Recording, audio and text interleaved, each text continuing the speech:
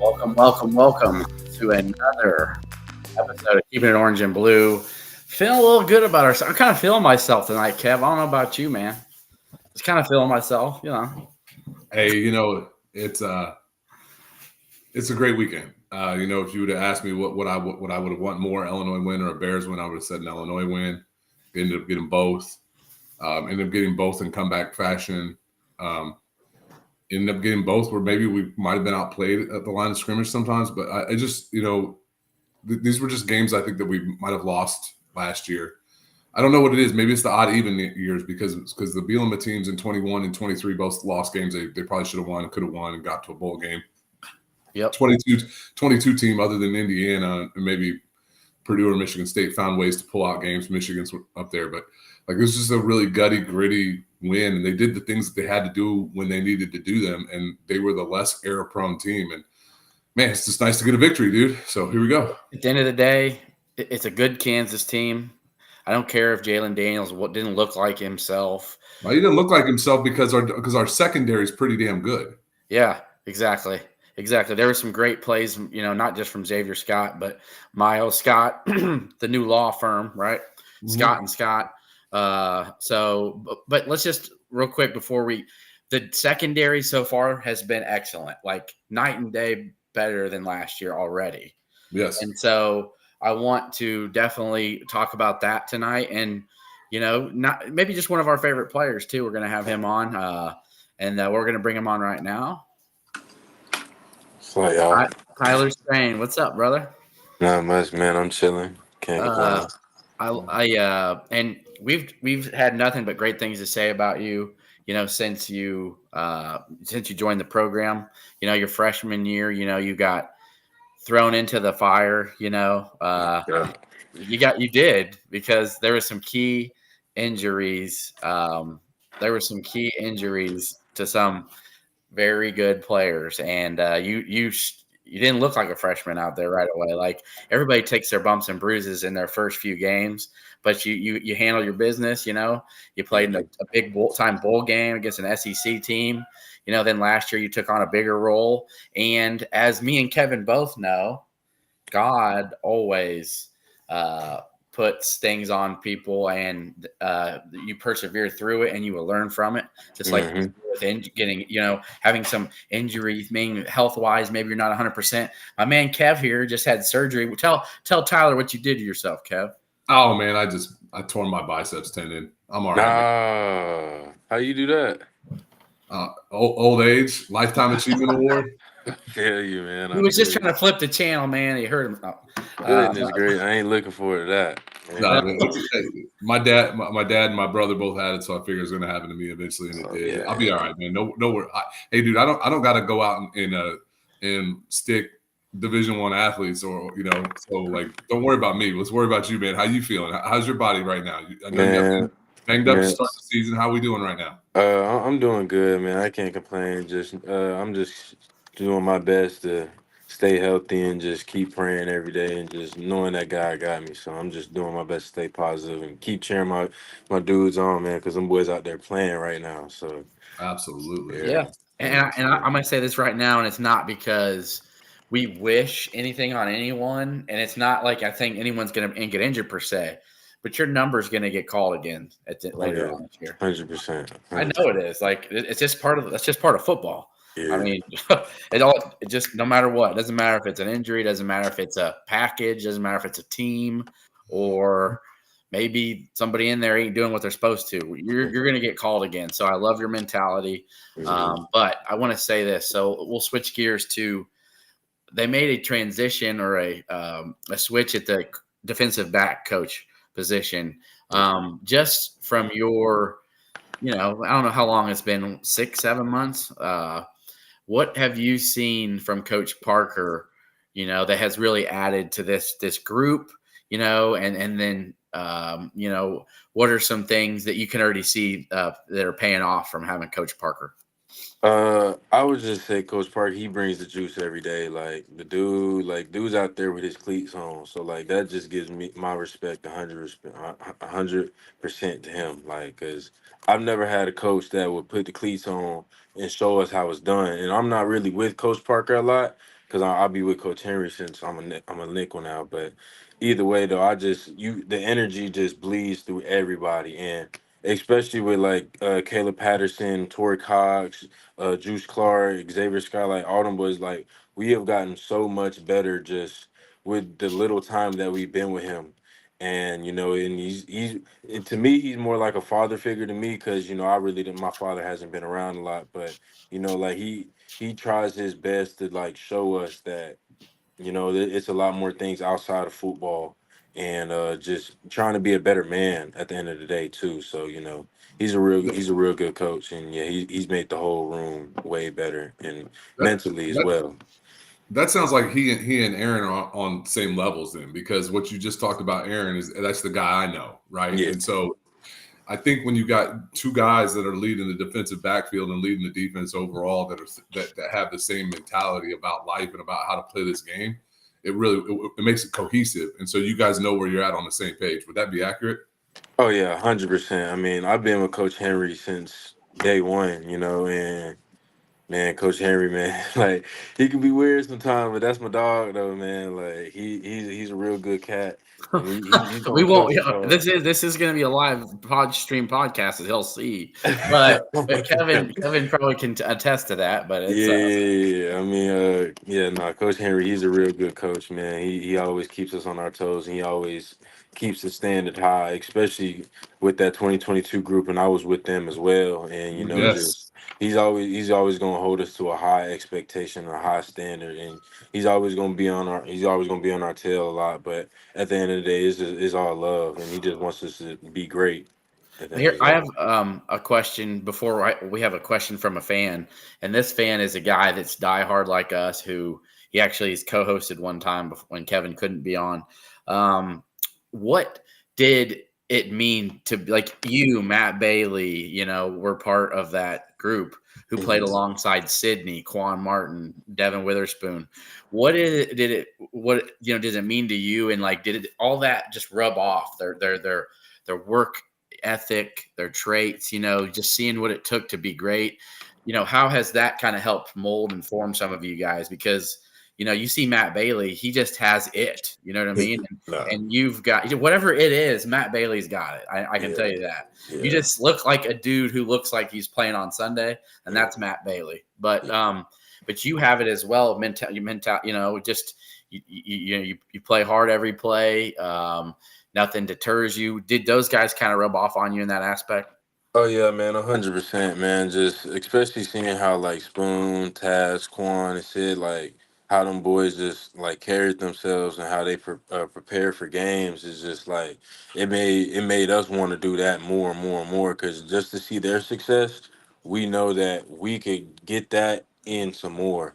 And even with Matt, like Matt is another Sid. Like he literally looks like Sid, acts like Sid, like he plays like Sid as well. So like, yeah, no, they bled into us a lot, and I mean, it meant a lot to us as well. And I mean, coming off that year, that 2023 season, I feel like we could have did better, but at the end of the day, it's a lot of things that we learned from and we grew from as a whole. And I'm just excited to see what else we could do for the rest of the year. Oh yeah. And if Kevin, if you don't mind me, I have Justin ask him his question. Yeah, for sure. We talked a little bit about it before we came on here. How did the environment last night help propel you guys? And did it? Because I thought it did. I felt like it did. Man, that environment, man, it just got our man. It's really unexplainable to be honest. Like we was really just hyped, and we just wanted to put on a show for y'all. I mean, I know last year we didn't get the results that we wanted to, but that's just last year, and Yeah. that's what Coach Henry was telling us. Like, man, it's a whole different defense, whole different coaching staff, whole different coach calling the plays. So it's like we just gotta go out there and do what we know what we can do.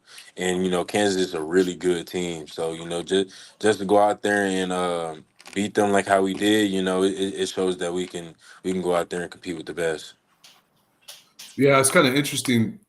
Tyler, I grew up in Urbana. I'm from Urbana, born and raised. That was my thing. My stepdad and my mom took me to games. Like from the time I was 3 years old, I was sitting in the stands watching Illinois games. And I've been in there when there's 75,000 plus, which the stadium doesn't even hold that much anymore because they took down the west balcony and made it into the club seats, which is cool.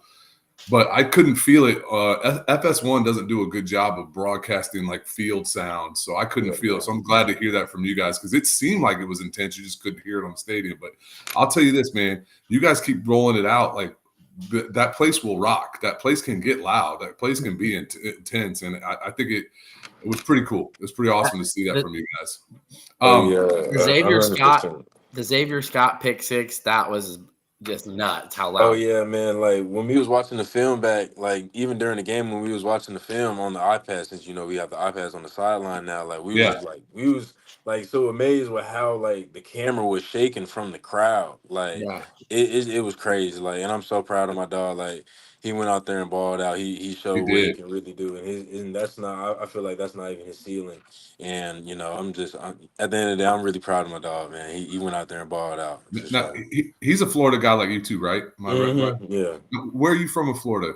I'm from Page, Florida. I'm from the Panhandle. Okay, so like when you were growing up, who was your college team? Did you have one? I mean, well, originally I was I'm from Texas. I was born in Texas, and my mom was in the military, so we moved around a lot. And I grew up in Florida, but at the Air Force?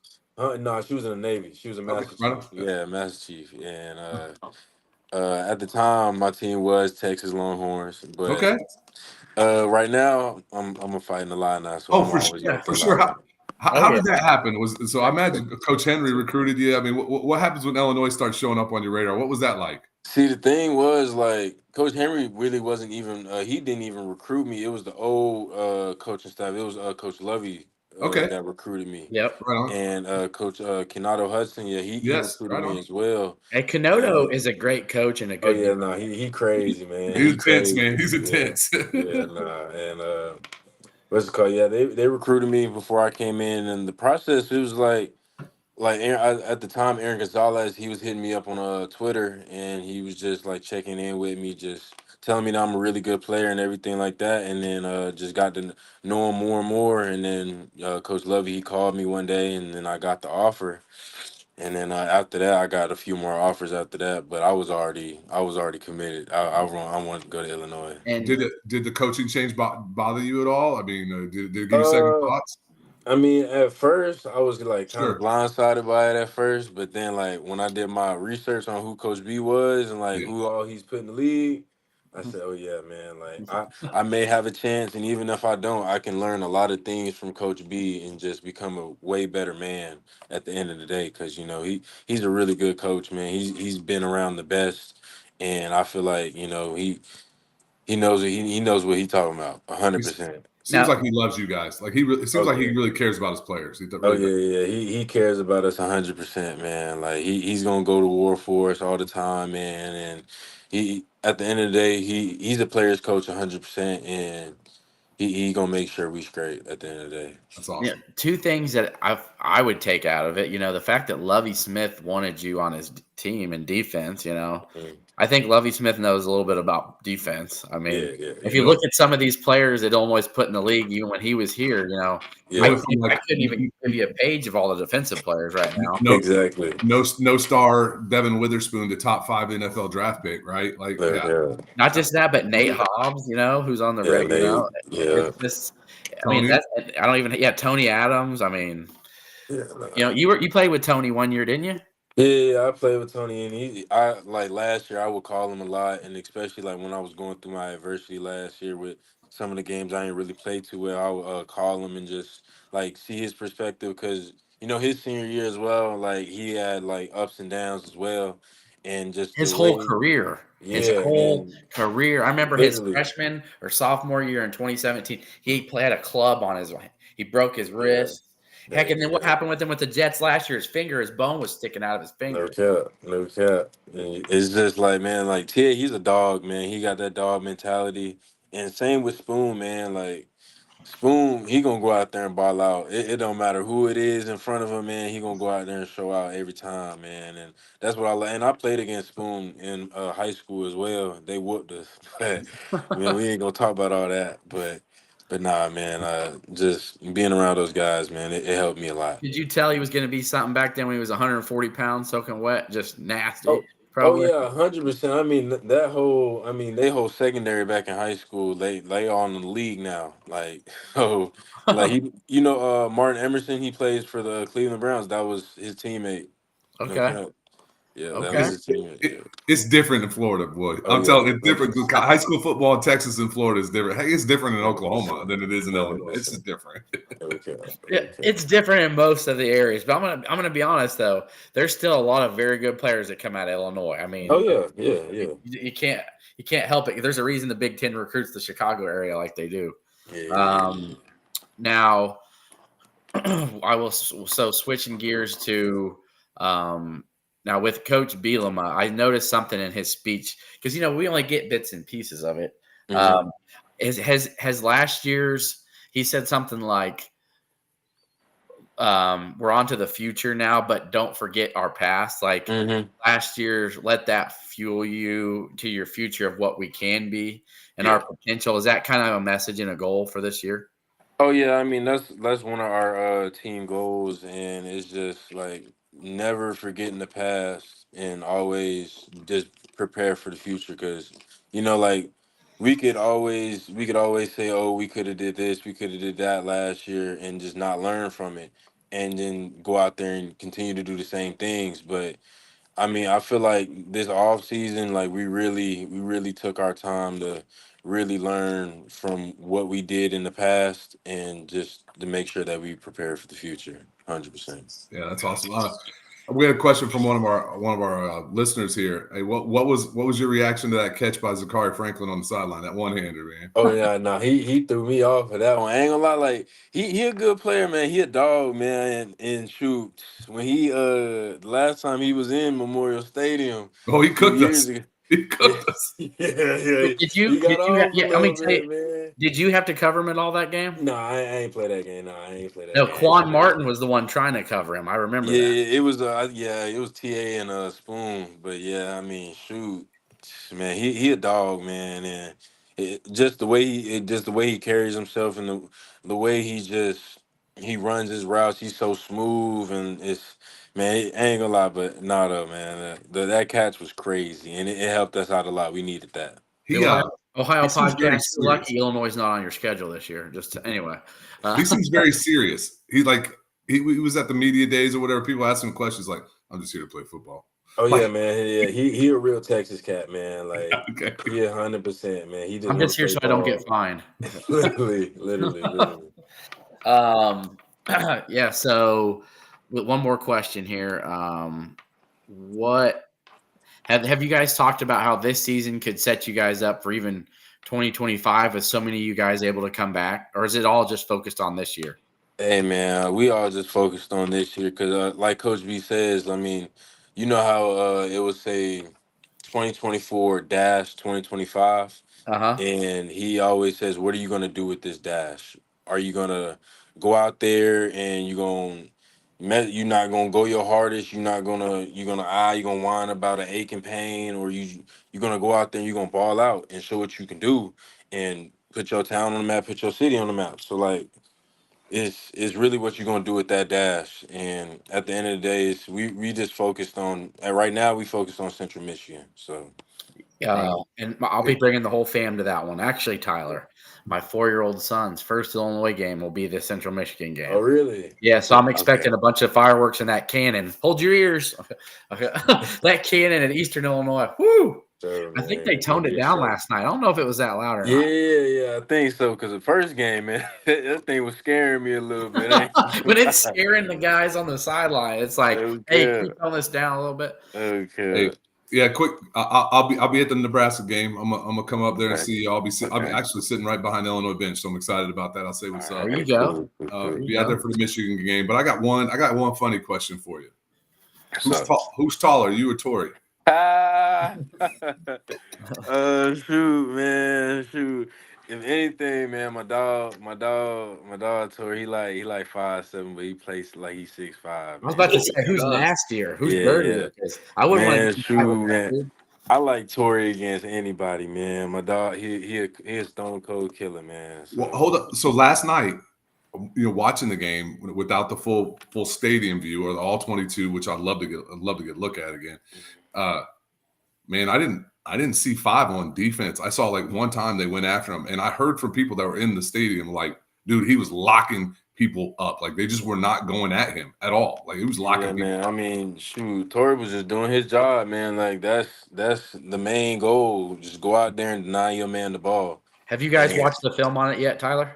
Oh yeah, 100%. We watched Okay, it so earlier. then you probably saw this. I want everybody to know the touchdown where Jalen Daniels scrambled was on Torrey Cox's guy, but he slipped. Yeah. He Okay. fell He on the got to goal stay up on line. his feet. That's all it is. He got to Yeah, stay he up on his stepped feet. on his cleat, and they Yeah. stepped together. He made the hard cut, and Mm-hmm. Cox was on the goal line, locking him, not grabbing him, because you guys don't grab. And he stepped on his cleat and literally fell because of that, and he got open.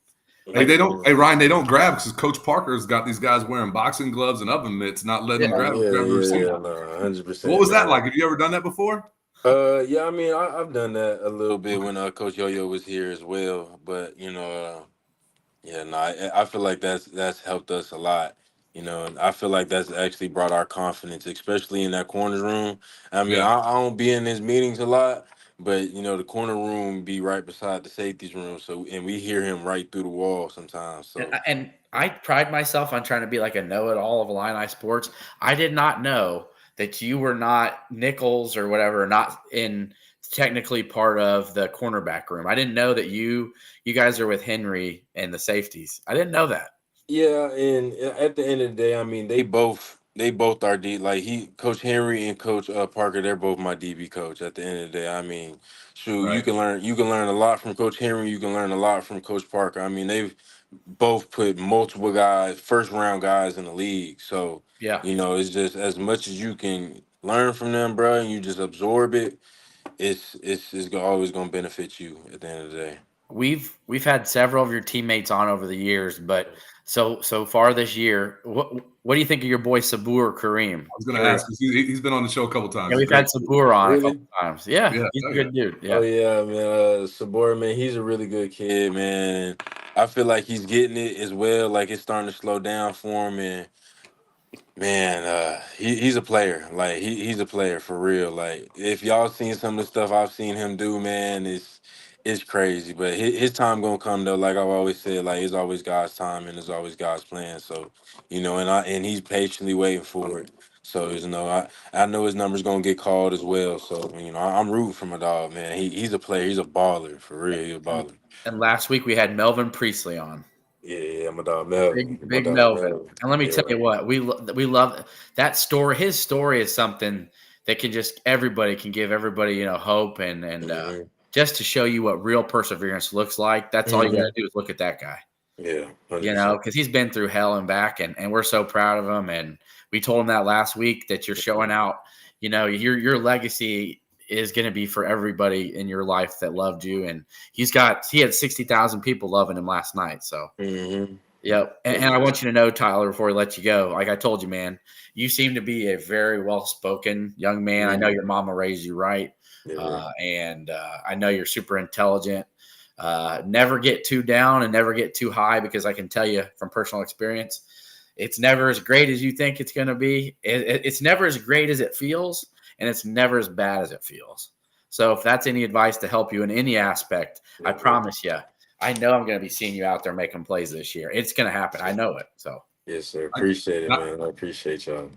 I got 2 things for you, man. What's up? Get completely healthy. Yes, and stay healthy. Number one. That's my prayer for you. Always. And dude, if you can for me, please, can we just beat Purdue, please? I can't hey, beat Purdue, man. Come on, man. Beat Purdue. Hey, man. Right so now, sick of the dudes, man. I know you're only worried about Central Michigan, then you got Nebraska, then you got Penn State. But when that Purdue game comes, you guys have a bye before it. It's an extra week to prepare. And it ain't nothing to do about revenge on Ryan Walters, nothing like that. No, we haven't beaten him like I can't even remember. I think it was like Lovie Smith's first or second year. Yeah, no, it's been a little minute. Yeah. Yeah. We had him a couple of years ago when Josh McCray was running on him, and we couldn't put it away. And that game right there, man. The game in 2022, we could have had him and didn't. Like, it just, man, listen, we need to beat them dogs, man. The that imaginary pass 2022 game, interference. man. Imaginary pass interference. Yeah. Yeah, no, that game right there, man. That was the year we were supposed to go to the Big Ten championship. Yes. Yeah. I'm still mad about that pass interference on Spoon. Yeah, literally to this day, my dog is too. What about the Michigan? What about those calls in Ann Arbor, though? I mean, come on, man. McCarthy's knee was down. It was 4th down. He was down. Man. It's all right. Hey, we can only go forward, guys. Always. That's right. I don't want the coaches mad at us because we're like talking about 2022, like what bringing them down. I just like my man Tyler. Like it was my baseball number, but I was more of a baseball player, so I always wore 20. So that's what's up. Respect, for sure. All right, Tyler. One last thing I have to mention before I let you go because we do appreciate him a lot helping you hook us up. Tyler Strain is an exclusive SEC athlete, and you'll be doing some signing events with Jason in the very near future, right, Tyler?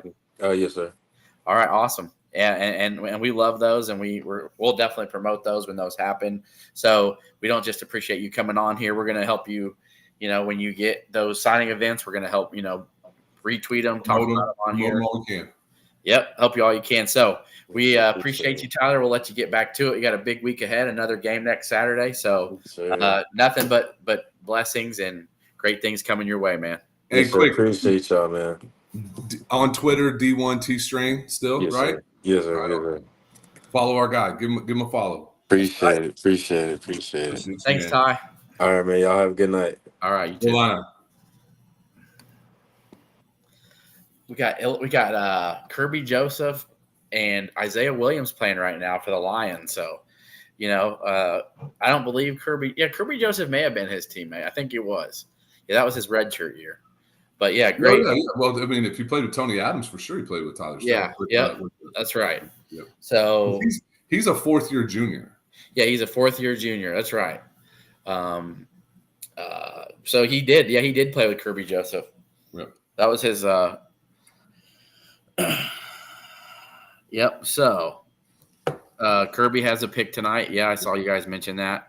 I love Sean Garner's play-by-play in here, and I can tell. Let's see, Sean. I need to ask Coach Dan Campbell why Isaiah's not playing, but I can tell you from what I saw before the show. Amon-Ra, St. Brown, Jamison Williams, and some of those boys are making plays. So yeah, he'll get some run when the opportunity presents itself. But it's game 1. I mean, heck, I'm more interested. Like, is Mario Sanders going to see the field? Is Mac Resetich going to return any more punts? Like, is Mac? Hold on a second. Is Mac Resetich returning any punts? Hold up. Yeah. Last night, the East Balcony was not thrilled. I can tell you that.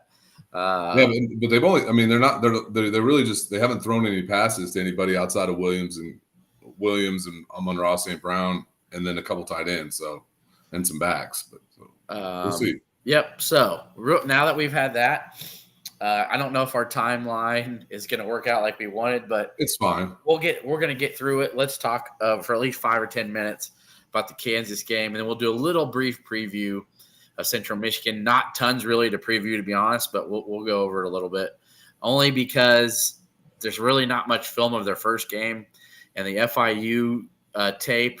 It was just mainly FIU scoring touchdowns. And I know you said the yardage was similar, but when you turn it over 6 times, Cav, you got to throw that out the window. Yeah, absolutely. I just think it's one of those things that they really got smoked by FIU, who I don't know that FIU's okay. I mean, they got beat by 17 at Indiana, I think, right? FIU did. It was like 31-14. Yeah, and 31-7, I think. Oh, 31-7. Well, it was kind of close there for a while. It was like 17-7, 24-7 anyway. Yeah.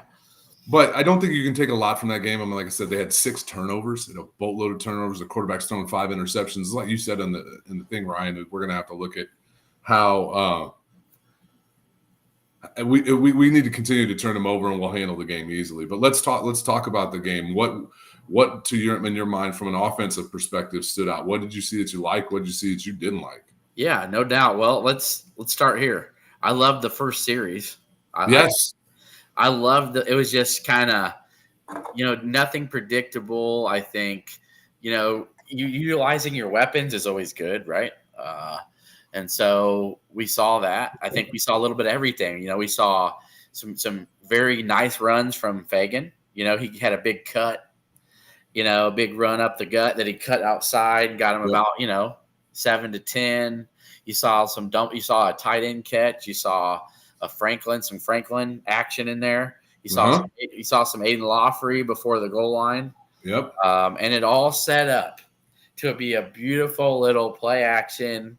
Get the guy on the edge to come to Luke, to get Lawfrey out open in the flat, wide open on the goal line. I mean, you can't draw it up any better, right, Kev?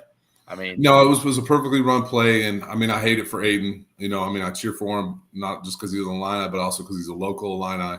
Yeah, he did the classic thing. He has no idea where the next closest defender is.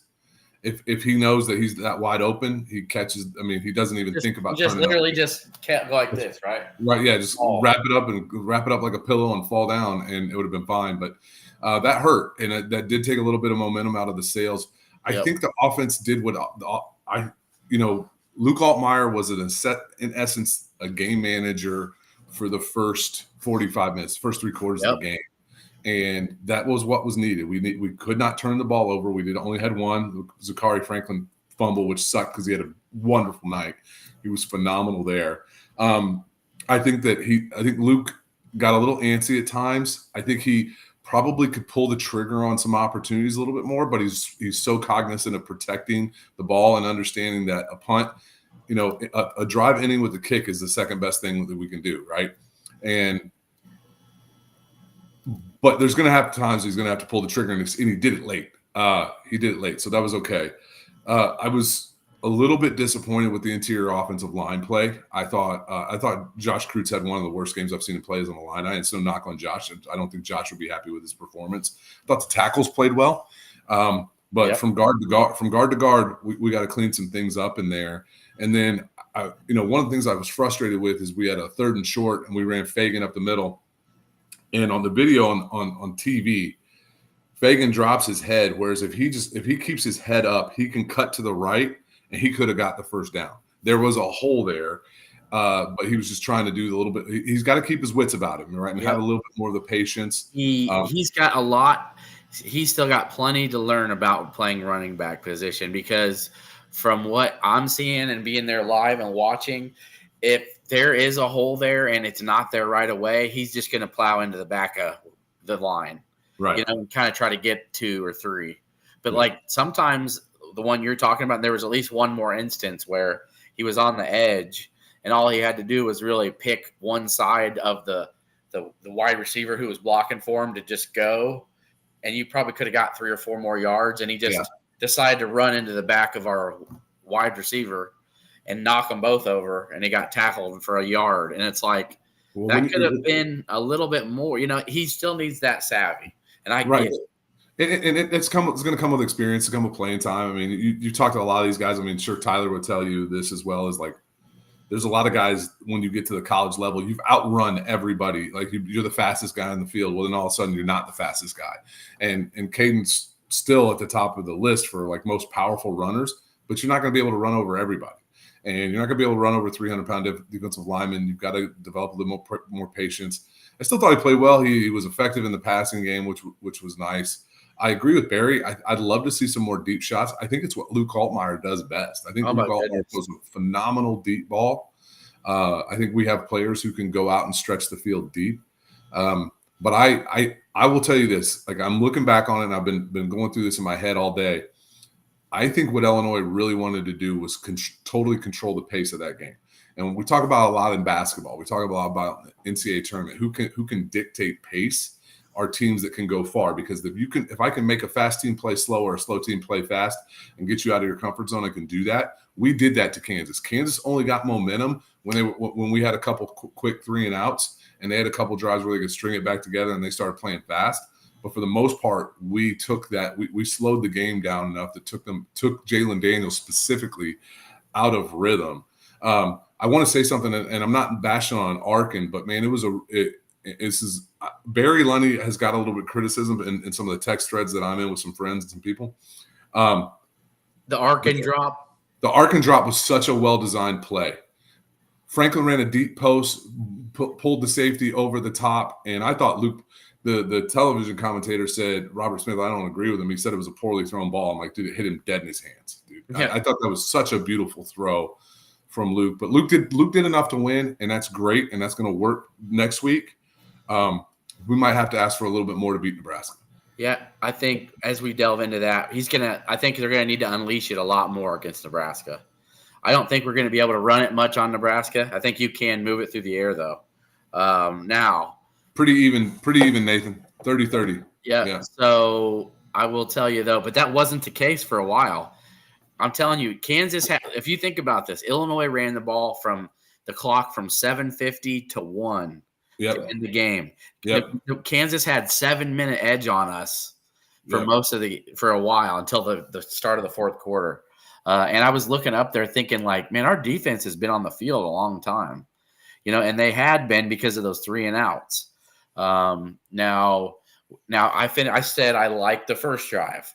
What else did I like? Well, I would say I think you alluded to most of it, but when they let Luke Altmaier throw the ball over 20 yards, we saw success. And I think you and me are both alluding to this, and I'm just going to say it. I think it's time to let Luke just fling it and sling it, man. Like, just let him throw the ball deeper. I don't think we need to always – it doesn't need to be always cute little play action stuff. Maybe you don't want to show your hand, but when you're trying to beat a good team like Kansas, it's really time to let go of that. I want to run. I want him to run more too. I do too, but I think some of it's predictable. It's protection too. The same way we didn't run DeVito much. Yeah, it's and you saw what Luke can do with his legs, right? Like last night, huge first down, and he was okay taking a hit. And yeah, you don't want He's tough, dude. Dude's tough as nails. Yeah, he is tough. You could tell he was a little banged up. But I would have loved to have seen a little more of there were some plays that he gave some read option stuff, RPO, that he let the running backs have the ball, and he had a wide open end. I was hoping he was going to take it a couple times, but he didn't. He gave it to Lawfrey both times on one drive where I'm thinking, dude, you had no one over. And I think there was one, if you asked him if he could take it back, he would, because the end bit, and he still let Lawfrey take it. And Lawfrey got like 2 yards, but he had a wide open 10, 15 yards he could have took. And again, if you talk to Lunny about that, Lunny will always put that back on the quarterback. It's a read option. It's what the quarterback wants to do. So shout out to Ty Rogers for being center on Lindy's Sports Regional coverage. Yeah, College Basketball Preview Magazine. Ty Rogers is there front and center. Yeah, that's awesome. That's awesome. But there are people and some in here, and that's okay if they're still watching, who kind of have tried to downplay the win to me, like, oh, if Kansas had just ran it more and Grimes wasn't such a crappy OC, Illinois wouldn't have won. Or, oh, Jalen Daniels is just a shell of himself, Illinois wouldn't have won. If you think about all this, and if Aiden Lawfrey had caught the touchdown on the goal line, right? If Lunny would have unleashed Luke Altmaier a little bit earlier in the game, right? What would the score have been? We're not playing the ands, ifs, and buts, okay? So Jalen, he had his first 3 interception game of his career, and there's a reason for it. Like Illinois, so here's the thing: Albert Pujols is one of my favorite baseball players of all time, even though he spent a majority of his career with a hated rival. But I remember listening to him talk. He would say, "Listen." He goes, there's some guys that adjust from at bat to at bat. There's some guys that adjust from game to game. There's some guys that adjust from week to week. I adjust pitch to pitch. And that's Barry Bonds talks about that too. Barry Bonds talks about the analytics of adjusting pitch to pitch. Illinois completely adjusted their defensive game plan where we did not – listen, Jalen Daniels did not get out on the edge on us at all. He did make some runs up the middle. He's very athletic. He's a very good quarterback. But we – kept him in the pocket primarily and frustrated him. And dude, Miles Scott, deked him into an interception. He was baiting him so bad on Big time. It's the second time he's done it in 2 weeks. Xavier Scott, like who jumps a wide receiver tunnel screen for 6? Like that's like PlayStation. Like that just doesn't happen. That's the second week in a row we've had a screen picked off for 6. Yeah. Well, if Cox would have kept his feet, he would have scored. Yeah, sorry, not 6. It should have been 6. No. If that offensive lineman doesn't have the wherewithal to push Torrey Cox when he's in the air, that one would have been a pick 6 as well. So we're transitioning here into the defense. The secondary was phenomenal. I mean, the secondary was really good. Barry's got some worries, Kev. Can you help him sleep better tonight? Yeah, we blitzed a lot. I saw the numbers earlier today. I don't remember what it was. We still blitzed plenty. We blitzed. We were like the 7th most blitzing team in the nation last year, and people talk we didn't blitz enough. It's like I understand we're all aggressive. We all want to run that nickel, spread your defensive linemen out, bring your linebackers up, and blitz both linebackers in college football on PlayStation. But this ain't PlayStation football, man. It's just a little bit different. We did blitz plenty, but I agree. Sometimes 4 isn't enough. But here's the problem. Here's the issue with last night. And I saw Bill Moe said he was frustrated with the linebackers. I wasn't frustrated with the linebackers. I was frustrated with the defensive line. The defensive line was allowing the offensive line to get past the primary responsibility onto the secondary responsibility with the linebackers. Every great linebacker will tell you. I mean, Jay Lehman talks about this at length. The reason why he's able to make so many tackles is because the big hog mollies in front of them keep the big offensive linemen off of them. And that was a problem last night. Our defensive line was a problem. And I think that Kansas made the mistake in not running the ball enough. I mean, Neal had over 100 yards on 14 carries. They average like 6.5, 7 yards a carry. That's too much. But time and score dictate how you're going to operate. Like that, I'm going to say this though, and this is what I've told some of the guys. Bill Moe is one of them. I'm going to tell you, Lance Leipold and Jeff Grimes know more about football than we do. Yeah, and they chose to not. They didn't want to run the ball. What was the reason behind it? Maybe they assumed that Illinois would start stacking the box, or maybe they thought they were going to hit a big one with Daniels over the top because they've done that so many times. There's reasons that those guys did not run the ball more. And they keep stats, so you know that they knew that Neal had a big yards per carry, with his attempts. So to me, for people to say, oh, well, if they'd just keep running it with Neal, they'd have won. We don't know that. Okay? No way in hell we'll know that. What we do know, here's an example. We know Lawfrey catches that, and that's 7-0 and not 3-0. And that the momentum is still loud and as proud as it was. Let me tell you, Kevin, because the place was popping on the first stop after the interception from Xavier Scott. And it was popping when they got it all the way down to the goal line and the anticipation of a touchdown. The place the roof was going to blow off of it. And then it went from that to this. Oh, my, really? Oh, it's just like Illinois. It's Illinois. It was moaning and groaning. 60,000 people were groaning. And let me tell you, they were pissed off the whole rest of the first quarter. So for anybody to say, oh, well, this and that, we don't know what would have happened if Neal would have got to run more. Just like what would Illinois have won by 10 if Lawfrey catches it? You know what I'm saying? We don't know that. And here's the other thing. He's really good. He's really good. He has got the ability to make people miss in a phone booth. And it's pretty impressive with him. He might be the best running back we faced this season. Yeah, he is great. He's great. It's going to be the Murrigan kid from Rutgers, different style, and the kid from Minnesota. But those probably be the 3 best running backs we face all season. Maybe Donovan Edwards. Neal would have been drafted last year. Yep, they were surprised. He came back this year because he wanted to win a Big 12 title. And I think they can. Their defense is better than I thought. Their defense is pretty solid. I will say that their D-line really gave our O-line fits in a lot of areas, but I think our O-line played better, definitely better passing. For Altmaier had plenty of time, in my opinion, to throw it. Yeah, and they got 2 NFL corners too. So I mean, Kobe Bryant and Malo, they're both NFL guys. So, and just to see that didn't faze Bryant or Franklin at all, really. Nope. So that goes to show you how good they are. And by the way, how long it took to get Pat Bryant into the game is one thing I didn't like. No, not that's not acceptable. I'm with you. Not acceptable. You can't just be like, hey, you're a dude out here until the fourth quarter. No, 13's a dude. 13's a dude. You got to get him in some tunnel screen actions. You got to get him on some quick slants. You got to get him on some wide receiver sweeps. Like you've got to get him the ball. And I hear a lot of things about why Brooks isn't playing. Here's the reason why Brooks isn't playing, because Caleb Patterson's a dog, dude. He's playing really, really well. A lot of people, like we saw there was 2 plays that happened in the Eastern Illinois game where it shined a light on Caleb Patterson not playing well. Well, I'm sorry, the other 58 plays or whatever, the other 50, how many ever snaps Eastern had, he played really well. That stop that he had of Grimm to force the 4th down was just really special. And Caleb Patterson's playing really well. And I will say this: I think he's a whole lot better tackler and like cornerback who reads well about keeping guys in front of him and playing the run really well. He's a solid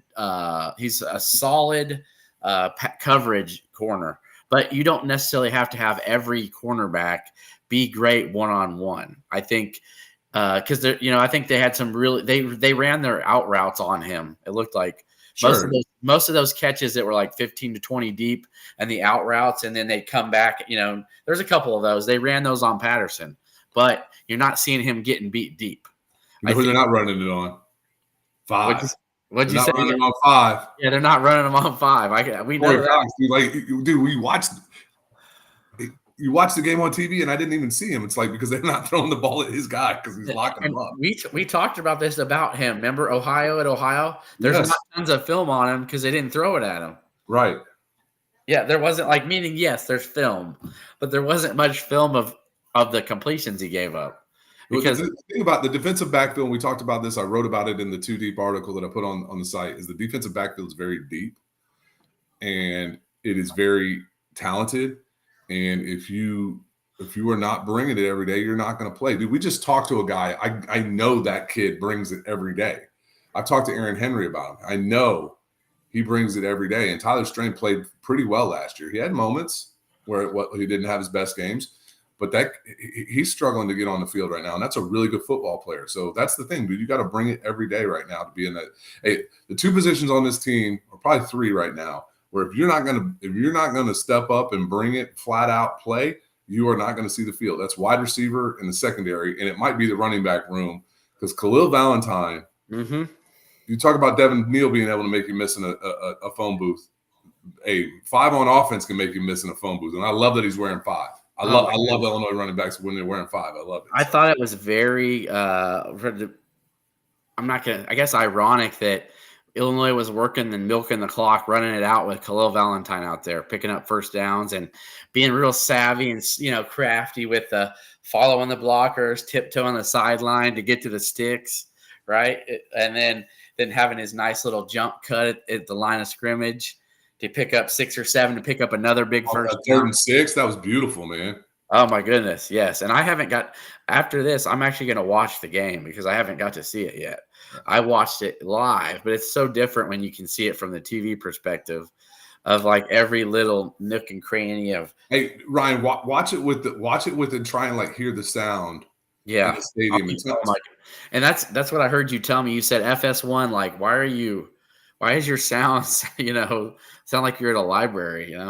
Well, they're bad when they put Helfrich on the call too. You're going to get that probably for the Nebraska game. Is Mark Helfrich? He says really good things, but he just says them like this. You're like, what did he say? I can't hear him. Like, just yeah. The Friday night game's actually on Fox. It's not FS1. Oh, it's on Fox. All right. They're doing a Fox Friday night game of the week now, where it's the focal point game. Just like so, this week coming up, it's Arizona at Kansas State. Okay. So 2 ranked teams, and then Illinois and Nebraska look like they're on the pace to be 2 ranked teams. That's going to be ranked. I think it's going to be ranked.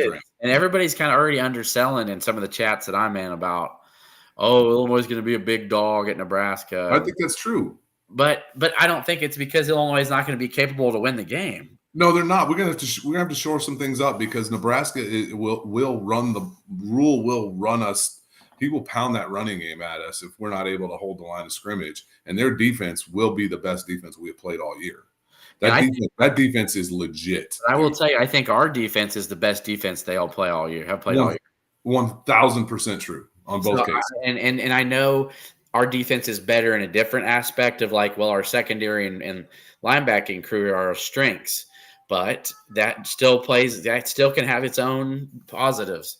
You know what I mean? So, and I get Raiola is a really good quarterback, but he's also still a young freshman. Yeah. 28 on Colorado doesn't impress me, especially when you got a defensive score. Yeah. Let's see here. But 23 on Kansas probably doesn't impress them either. So wait for the replay when Zai gets sidesteps and falls flat. No, our Croots guy is 5 yards past him. Look, Kev already made mention of it.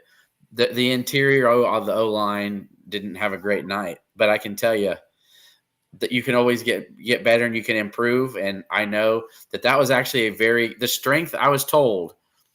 Some of the strength of that Kansas is they had really good. They lost Booker to the NFL. It was their interior defensive lineman and their secondary. Yeah, so that was the strength. Yep. And yes, Brad P. Illinois is not going to overlook Central Michigan, but I think if Illinois does beat them, and we'll go start talking about them now, that Illinois will be ranked because they're literally only 13 votes behind the 25th ranked Northern Illinois Huskies. How about that, Kev? That was awesome. That was my last football watching before I turned my phone off for a couple hours. So yeah, and I gotta let you all know this. Kevin was at a work dinner thing, so he didn't actually get to watch it. It was so hard for me to not send him an update at 9-something when if he knew the party that was going on in Champaign and like the videos we were taking and just.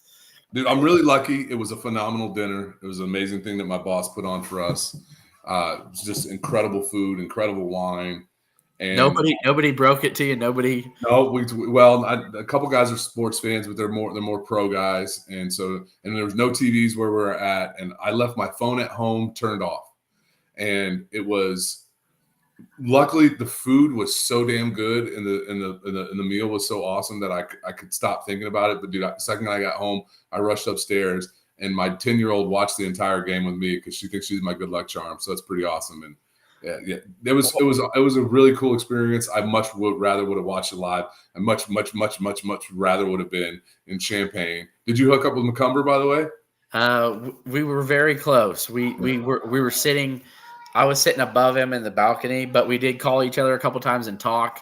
But it was hell getting out of that place after that. That's awesome. That's what it should be. Yeah, I was trying to get down the ramp, and I couldn't because that's when Bielema and all the players were coming through doing their, where Bielema looks up at the east balcony, and that's literally I was up at the ramp trying to get down to go meet Matt, but I couldn't do it because of that. So he said we'll meet up again at some point. But anyway. Real quick, one last question here as a comment. Let me see. I don't know if Valentine's the second back now, but I think he's gonna get mixed in a little bit more, for sure. Yeah, David French, the OK State Arkansas game was a fun game to watch. Arkansas kicked their ass, and Oklahoma State won the game. Hey, what were you thinking about Oklahoma Houston, Kev? That was whew. I was thinking Matt's locks suck. My locks hit. I was like 16-12. What is this? I lost money. I went to the window on that one. So Nathan, you got stuck on the ramp too. Only if I didn't know what you looked like, man. Durst is a great dude, man.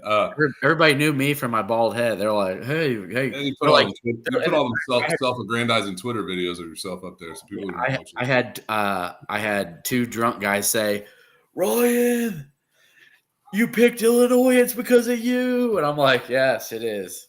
Dude, I seriously had a feeling we were going to win the game. I just didn't feel like I could come on and predict it. I had a gut feeling all week that we were going to win the game, so it was pretty awesome.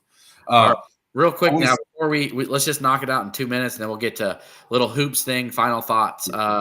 Yeah. So with Central Michigan, they beat the crap out of Central Connecticut State. I think that Danville could probably beat Central Connecticut State, but who knows? Then they got waxed by FIU, 52-16, I think. Yeah. They have a quarterback who was an Iowa recruit, Joe Labas, big kid from Ohio, can't move, can't run. He's a prototypical pocket passer. Their number one player on offense probably is Miles Bailey. He's 5'10", 230-pound running back out of Jersey. He's got 17 carries on the year for 122 yards. So he's a big bruising back. And then they've got a couple receivers in Davis and Parker that have 100 yards on the season already. But, I mean, this is going to be a game we're just going to have to handle our business. Illinois is going to have to – they're just going to have to exert their dominance. I think they're going to just blitz the hell out of that big guy, make him have to move, make him throw, and decipher. And so what I saw FIU doing in some of the video highlights I was watching, they were blitzing him, and then he was hurrying up and trying to beat some of the linebackers over the top or whatever, and the safeties picked him off a couple times. So I think you're going to see a lot of that, disguising some blitzes, making him have to make great reads right off the bat. And since he can't get away, he's not going to be a Jalen Daniels out there improvising, because I can tell you, though, Illinois' line 2 or 3 times had Daniels. He just was able to get away. And I'll tell you this, the one thing that is like, so Central Michigan lost 52-16 and outgained FIU by like 60 yards, 369 to 309. But the difference is obviously with those 6 turnovers. So you got a turnover-prone quarterback. Threw 5 picks. Okay, 5 picks. Yep. And FIU was able to run the ball on Central Michigan, 33 carries for 185 yards. That's almost a 6-yard clip. So this is going to be a heavy dose. This will be a get-right game for Aiden Lawfrey, be a get-right game for Josh McCray. Illinois is really going to pound the rock at them. Yep. So, and then Nate Dirks, you asked me what my update on the season prediction is like, hey, man, I predicted 6-6 with Kansas being a loss. I don't know how this – I'll tell you this. Michigan and Oregon don't look as scary right now. Penn State doesn't look as scary right now. Rutgers looks more scary than it did at the beginning of the season. So it's like, some things move around. So I'm still – I'll say 7-5. When we keep winning games I don't think we're going to win, I'll move the number. 7-5. Keep drinking, Lazy. We got a couple more minutes. You can finish one off before we get there. I keep wondering, does Lazy Forrest Gump, does he look like a fat version of the Forrest Gump when he was running with the long beard? Is that why he calls himself that? I don't know. We'll see. I remember now. No slight. Everybody do you, man. I picked 8-4 proudly. And I think Michigan doesn't look very good, Kev. That offense is terrible. I don't care how good Edwards is. If you don't have a guy who can throw it at all, it doesn't really matter. His offense is terrible. So I'm telling you, I have 8-4. And Oregon's struggling to beat Boise State, struggling to beat Idaho. Yeah, and it's not like Idaho was some big win. They beat Wyoming, but it was close. And this Wyoming team's not the same Wyoming team as a past. It's not the same Wyoming team we saw a couple years ago. Yeah, no, this is not the same Wyoming team. I want you guys to know that. So you just feel like Oregon's going to pick it up at some point, right? Or maybe they won't. They got luck. They won a game by 3 points and they had a punt return for a touchdown and a kickoff return for a touchdown.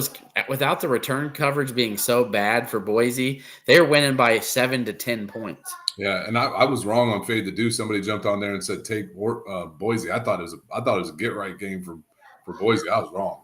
Maybe for Oregon, I thought maybe Boise's better than we think, but at the same time, you got to be looking at it like there is not a game on the schedule. We're 2 weeks into the season now, and the games on the season where you're just chalking off as we'll lose that game.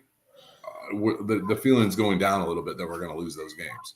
At the same time, I wish we had like Maryland, Michigan State, and Wisconsin on the schedule, but we don't. Yeah, and I can tell you this. UCLA. That game going into Nebraska could be so huge if they can pull it out. I'm just telling you. And because that Penn State game is going to be tough, I don't expect them to play that. Not necessarily saying they played poorly on both sides against Central Michigan. Against Bowling Green. But Bowling Green, just made them defensively look terrible in the first half. And Ryan, you had Nebraska at number 5 on your power. I do.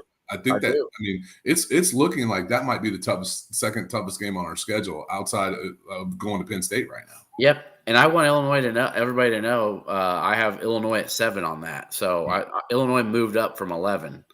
And some of the people who do these power rankings, I really don't think that they watch or look at every game, because I saw a Michigan guy who did one, had Illinois at 11 or 12 still. And I'm thinking, what in the hell did Wisconsin do?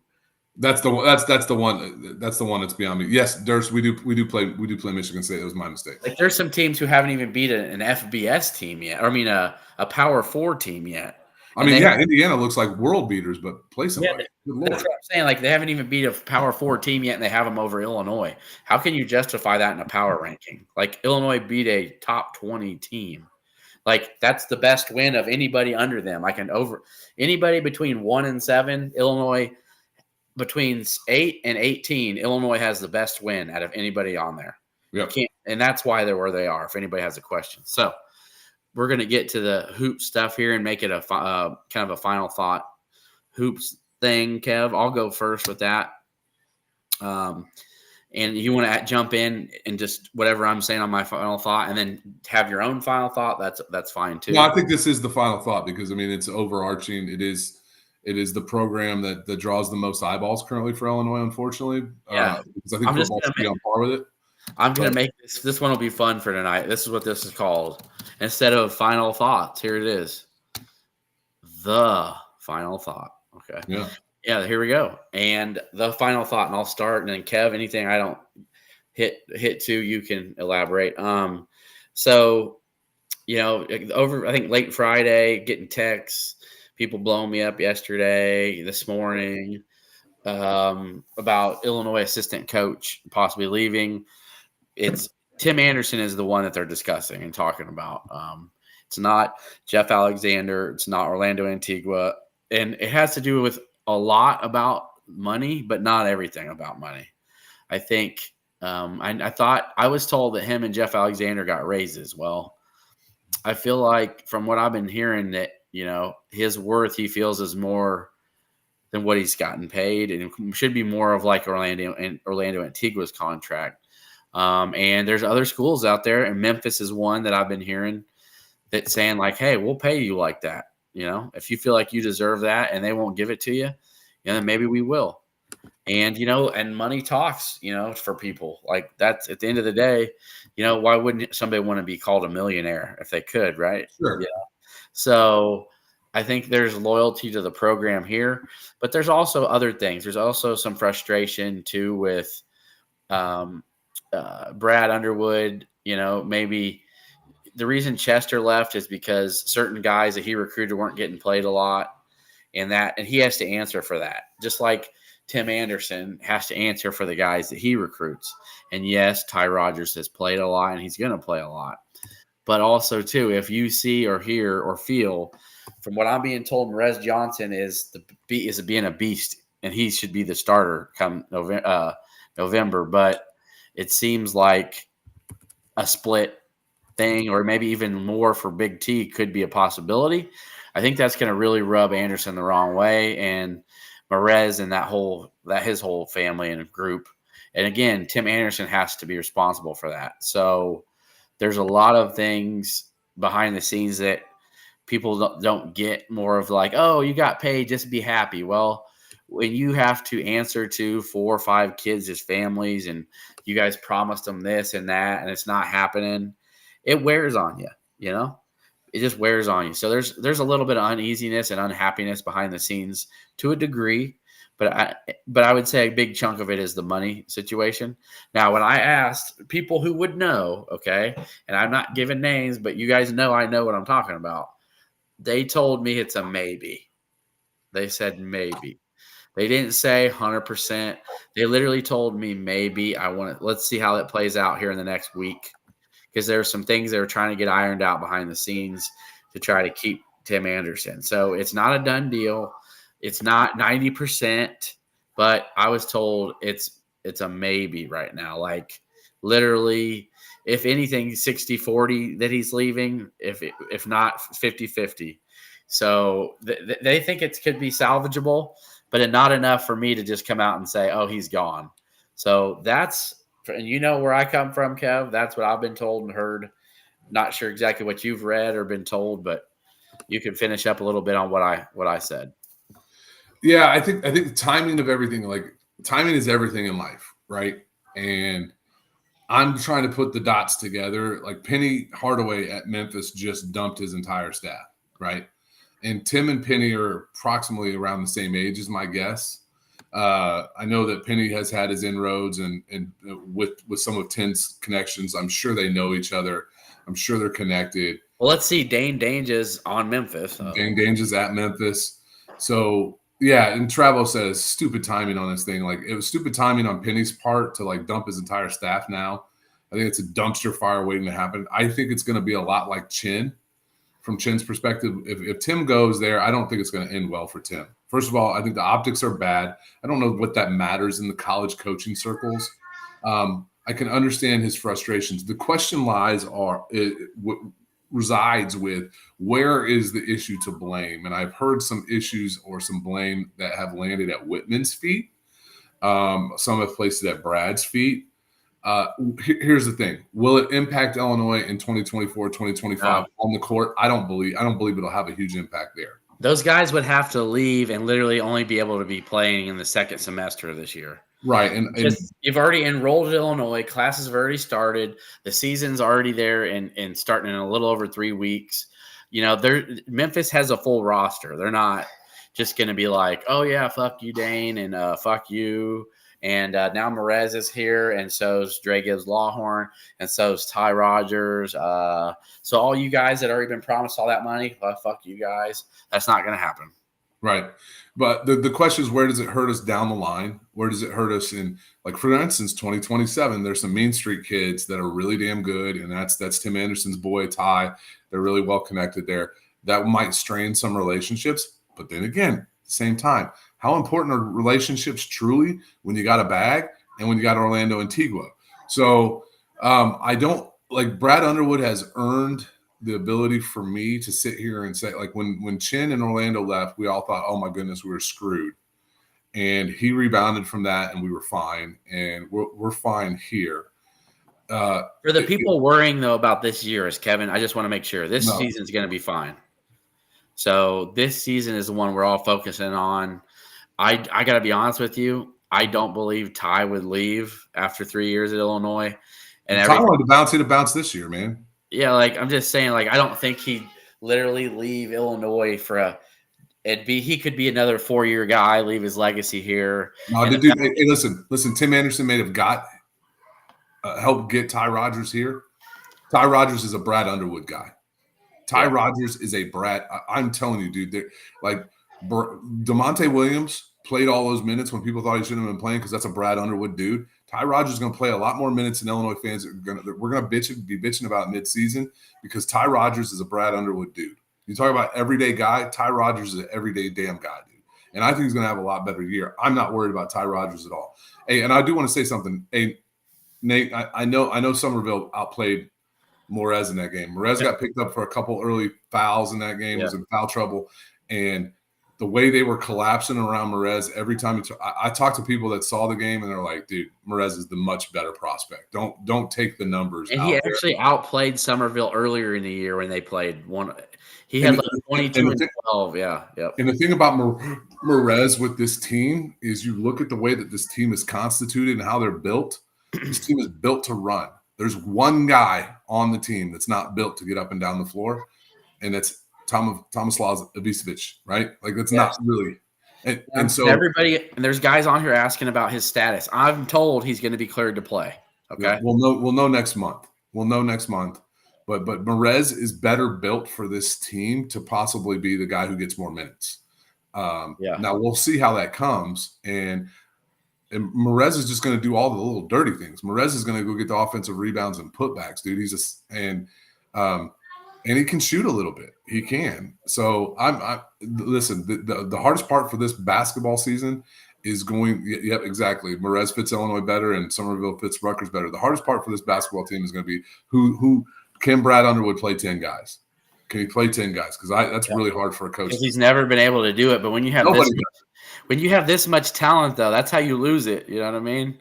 You don't play it, and it's kind of hard, but it will be weird to kind of see that. Practices are going to be damn dog fights. Oh my goodness! You're going to be buried. I told you. I'm hearing Kerry Booth. Kerry Booth was kind of the guy I was one who was going to be the 10th guy. I'm hearing he's pretty damn good. Yeah, I want to be honest. I'd love to be a fly in that practice gym. Absolutely. Just watching that. Now, before we get out of here, Fade the Deuce Tuesday night, 9 p.m. Kevin, you had a good week, right? Yeah, I did all right.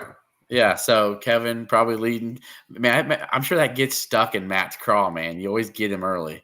I know he's got. I've talked about it on the show. The dummies, the regular Joe, he bets a lot more than I do. The regular Joe bettors get Vegas early in college football and college and NFL, and then about 3 or 4 weeks in, it starts to flip. And so, no, I mean, I lost Tennessee, I lost Texas and Michigan. I mean, he probably had a better week than me, but I hit my lock for the 3rd week in a row. So yeah, hey, and I told everybody on Fade the Deuce. I told them last week, pick Illinois. They did. I picked Illinois. I think Illinois to cover. I also told everybody to pick USC over. I think I got 48-0. That worked. Yeah, I told everybody to take USC because Utah was dog trash. Utah State. So I've been good on my little picks here. If anybody listens to me, I pick one in here where I'm feeling this is gonna hit. You know. By the way, the Bears. Congrats to the Bears fans. And whatever, dude. Whatever. You're on cloud 9 right now. No, you are on cloud 9. Cowboys with Mike Zimmer behind them. No, they're like this might be the year. We'll see. But yeah, it was fun watching them slap the Browns around. They need to get rid of Deshaun Watson though, but that's another thing. So we'll see all you Illini fans Tuesday night. Fade the Deuce.